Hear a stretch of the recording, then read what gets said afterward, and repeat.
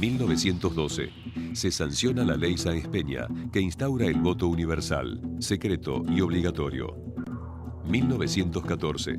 Tras el asesinato en Sarajevo del archiduque Francisco, heredero al trono del Imperio Austrohúngaro, se desata la Primera Guerra Mundial. Argentina se declara neutral. 1916. Asume Hipólito Yrigoyen.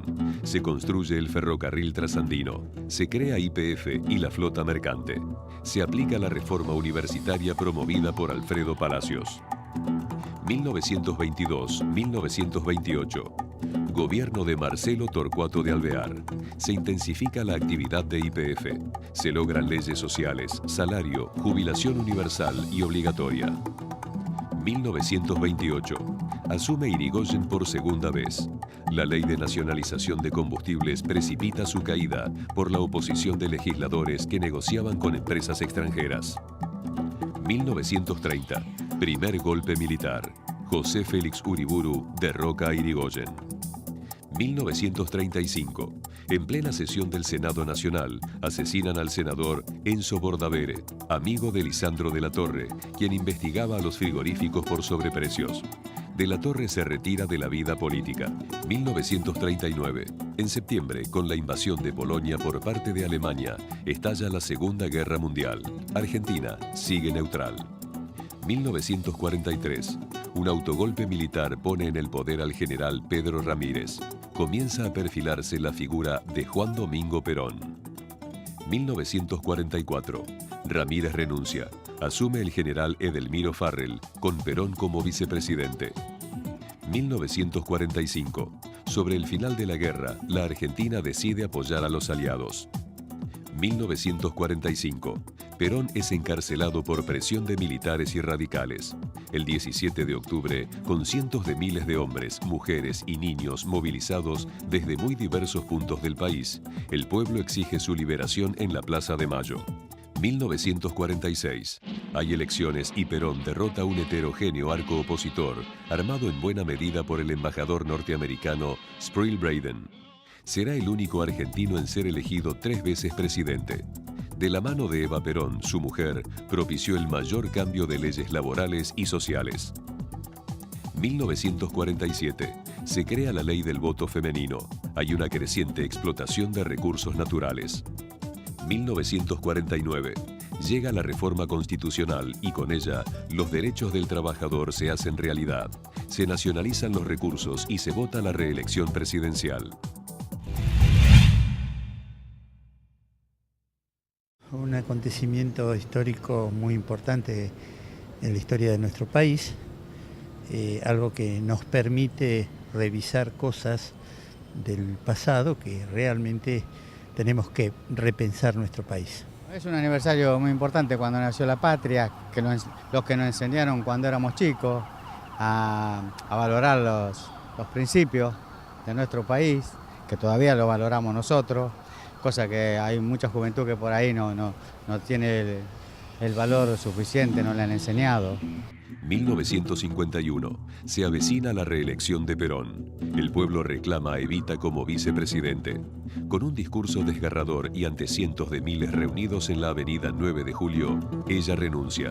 La gente aún no lo sabe, pero el cáncer ya la está consumiendo. 1952. Perón gana y las mujeres no solo votan, sino que ocupan varias bancas en el Congreso. Evita vota en su lecho de enferma. El 26 de julio muere y la Argentina es testigo del velatorio y posterior sepelio más conmovedor de su historia. Asume Perón. Crecen las exportaciones y se desacelera la inflación. Pero la ley de divorcio lo enfrenta con la Iglesia y comienza su debacle. 1955. El gobierno de Perón tambalea. El 16 de junio, aviones de la Armada bombardean Plaza de Mayo. Quieren matar al general, pero asesinan a numerosos civiles. Finalmente, el 16 de septiembre, estalla la denominada Revolución Libertadora. Se suceden los gobiernos de Lonardi y Aramburu, con Isaac Rojas como vice, quien es el símbolo de la represión. El líder marcha a su largo exilio, que duraría 18 años. Se suprimen todos los derechos civiles y sociales. Nacen las listas negras. Miles de peronistas sufren la cárcel y la tortura. 1957. Se convoca a elecciones con el peronismo proscripto. 1958. Gana la UCRI de Arturo Frondizi, quien logra el apoyo de los peronistas. El nuevo presidente establece la ley del estatuto docente, la ley de amnistía, la de asociaciones profesionales, la de enseñanza libre. 1962. Frondizi es depuesto por los militares. 1963. Tras nuevas elecciones, asume el radical Arturo Illia con solo el 30% de los votos y una situación económica caótica. 1964. Se declara la soberanía sobre las Malvinas. Illia tiene una fuerte oposición de militares y la CGT. La prensa lo llama Tortuga. 1966. Illia es depuesto por un golpe militar que encabeza el general Juan Carlos Onganía, quien anuncia una revolución argentina que pretende extender por 20 años. De a poco, y ante un régimen represor y pro-estadounidense, comienza el malestar popular. 1969. El 29 de mayo estalla el Cordobazo, una feroz revuelta obrero-estudiantil. En otros puntos del país hay numerosas protestas que obligan a subir el salario. El 30 de junio, un grupo comando concreta la Operación Judas y asesina en su despacho del gremio metalúrgico a Augusto Timoteo Bandor, quien impulsaba un peronismo sin Perón. 1970. El 29 de mayo, el general Pedro Eugenio Aramburu es secuestrado en su casa y poco después aparece asesinado. La operación marca el debut oficial del grupo guerrillero autodenominado Montoneros, cuyo líder era Mario Eduardo Firmenich.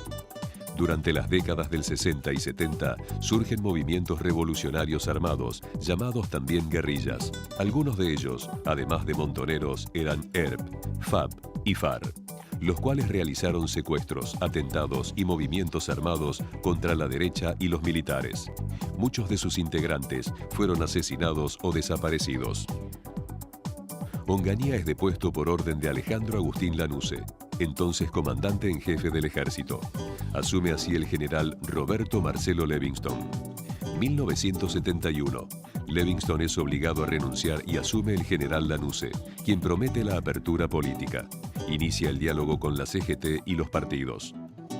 1973. El 11 de marzo se realizan las elecciones, en las cuales el peronismo triunfa por un amplio margen, con la candidatura de Héctor J. Cámpora. Perón regresa definitivamente a la Argentina. La recepción que se le había armado se transformó en la llamada Masacre de Ezeiza. Presionado al máximo, Cámpora renuncia y convoca a nuevas elecciones, las que son ganadas por la fórmula Perón-María Estela Martínez, su esposa. El general asume su tercera presidencia, sumamente enfermo y debilitado. 1974. El 1 de mayo, Perón echa a la izquierda peronista de la Plaza de Mayo. 21 años, las organizaciones sindicales se han mantenido inconmovibles. Y hoy resulta que algunos imberbes pretenden tener más mérito que durante 20 años. El 29 de junio, delega el poder en Isabel Martínez de Perón, Isabelita. El presidente muere el 1 de julio. El dolor del pueblo es inmenso. 1976. El 24 de marzo se produce el golpe militar del autodenominado Proceso de Reorganización Nacional. Asume el mando Jorge Rafael Videla y comienza una sangrienta dictadura que produce miles de muertos, encarcela o exilia a otros varios miles y arroja miles de desaparecidos. Una deuda externa tremenda y una industria nacional destruida también son obra del proceso. 1977. Tiene lugar la primera manifestación de las Madres de Plaza de Mayo.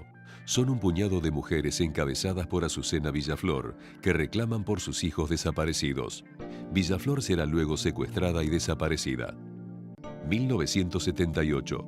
Se realiza el Mundial de Fútbol 78 y Argentina resulta campeón. La prensa extranjera comienza a denunciar los casos de desaparecidos. 1980.